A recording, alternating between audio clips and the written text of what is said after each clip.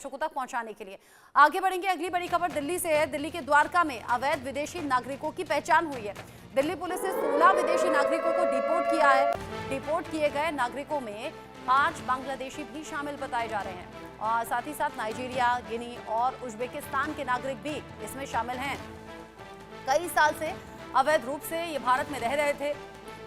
और अब जो जानकारी मिल रही है, यहाँ उन अवैध तरीके से रहने वाले लोगों की पहचान भी हो रही है और न सिर्फ पहचान हो रही है बल्कि उन्हें वापस भेजा जा रहा है। 16 ऐसे विदेशी नागरिकों को डिपोर्ट किया है दिल्ली पुलिस ने। ये हम देख रहे हैं दिल्ली इलेक्शन से पहले भी और अब बाद तक भी ये एक्शंस लगातार चल रहे हैं, जहां पर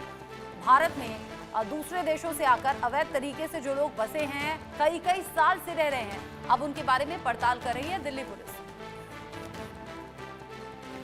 ज्यादा अपडेट के लिए रुक कर लेते हैं इंडिया न्यूज संवाददाता जावेद हुसैन मेरे साथ में जुड़ गए हैं। जावेद, चुनाव से पहले जब ये एक्शन हो रहा था तो कई पॉलिटिकल पार्टी इस पर सियासत कर रही थी, कह रही थी चुनाव प्रभावित करने के लिए हो रहा है, लेकिन चुनाव तो खत्म हो गए, रिजल्ट भी सामने आ गया, ये एक्शन अभी भी जारी और शायद ये बड़े सिरे से देश के अलग अलग हिस्सों में चल रहा है कि अवैध तरीके से रहने वाले जो भी लोग हैं पहचान हो और उन्हें उनके वापस देश भेजा जाए।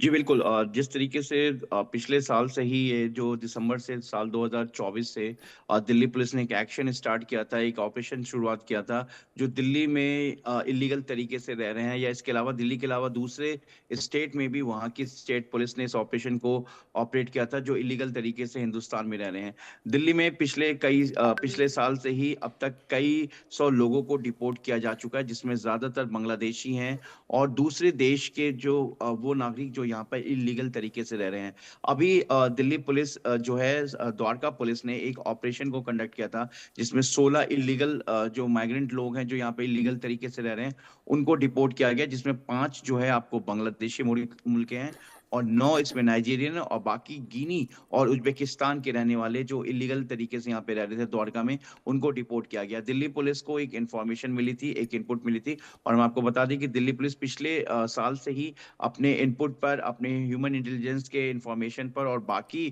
इनपुट पे काम कर रही है और लगातार ये इंफॉर्मेशन हासिल कर रही है और ये एक पूरा डाटा कलेक्ट कर रही है कि जो इलीगल तरीके से दिल्ली के एनसीआर इलाके यानी कि जो दिल्ली का बॉर्डर इलाका पड़ता है, जो दिल्ली का जुडिक्शन है, उसमें जो लोग इलीगल तरीके से जो यहाँ पर रह रहे हैं, जिनके पास किसी तरीके का कोई भी भारत को लेकर कोई पहचान पत्र या कोई ऐसी आइडेंटिटी कार्ड नहीं है जो जिससे ये साबित हो सके कि वो हिंदुस्तान के हैं, भारत के रहने वाले हैं, तो वैसे लोगों के खिलाफ कार्रवाई चली, जिसमें बांग्लादेशी हो, रोहिंग्या हो या नाइजीरिया हो या फिर दूसरे मुल्क के जो लोग हैं जो यहाँ पर पिछले कई सालों से इलीगल तरीके से, अवैध तरीके से यहाँ पे रह रहे हैं, उनको लेकर एक कार्रवाई की जा रही है। इसके पीछे का एक मकसद ये भी है कि जिस तरीके से दिल्ली में बीते कुछ सालों से जो क्राइम का जो एक ग्राफ लगातार बढ़ रहा है, उसमें ये माना गया है कि क्राइम के पीछे कहीं ना कहीं जो इलीगल तरीके से रह रहे हैं जो विदेशी मुल्क के जो नागरिक है, जिसमें बांग्लादेशी हो, रोहिंग्या हो या नाइजीरियन हो या फिर दूसरे मुल्क के जो लोग हैं, वो कहीं ना कहीं ड्रग्स ट्रैफिकिंग की बात हो या फिर इसके अलावा आर्म्स डीलिंग की बात हो या रूटीन क्राइम की बात हो और इस तरीके की जो सिंडिकेट है पूरा या ह्यूमन ट्रैफिकिंग का मामला हो, इसमें इस तरीके के जो इलीगल तरीके से जो सिटीजन है जो हिंदुस्तान के नहीं है, भारत के नहीं है, वो यहाँ पे रह रहे हैं, उनको लेकर ये ग्राफ कहीं ना कहीं आगे बढ़ा। तो ये सब भी इसके पीछे की वजह है। और पिछले साल जिस तरीके से बांग्लादेश में जो वहां पर एक तरीके से जो हिंदू समुदाय के साथ पूरी तरीके से इलीगल तरीके से वहां पर बांग्लादेश में जो एक पूरा एक